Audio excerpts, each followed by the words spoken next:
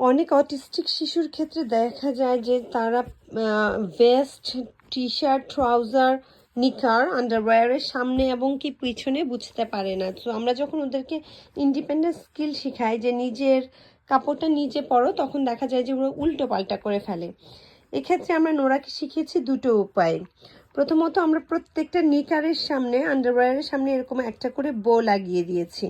ওকে, so যতবার সে নিকার পরতে যায়, যেহেতু নিকার আন্ডারওয়্যার পরাটা খুবই ডিফিকাল্ট সামনে পেছনে বোঝাটা, সো এই বোটা ওকে গাইড করে যে এই বোটা থাকবে সামনের দিকে। ঠিক আছে, সো আপনাদের যেসব বাচ্চাকে আপনারা ইন্ডিপেন্ডেন্ট করতে চান যে ওরা নিজের কাপড়টা নিজে পরুক, সামনে পিছনে বুঝুক, এই ধরনের ছোট ছোট বো বাজার থেকে কিনে এনে জামার যেদিকে সামনে সেদিকে লাগিয়ে দিতে পারেন, তাহলে বাচ্চা শিখে যাবে যে এটা সামনে।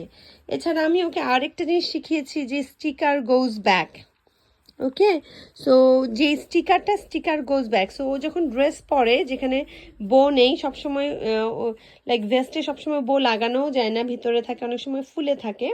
সো আমি তাকে শিখেছি স্টিকার গোজ ব্যাক। সো যখন আমি ওকে এই কাপড়টা পরতে দিব, এই আন্ডারওয়্যারটা এমনকি এই ভেস্টটা, ওইটা দেখলে বুঝবে যে স্টিকারটা পেছনে যাবে আর বউটা সামনে আসবে।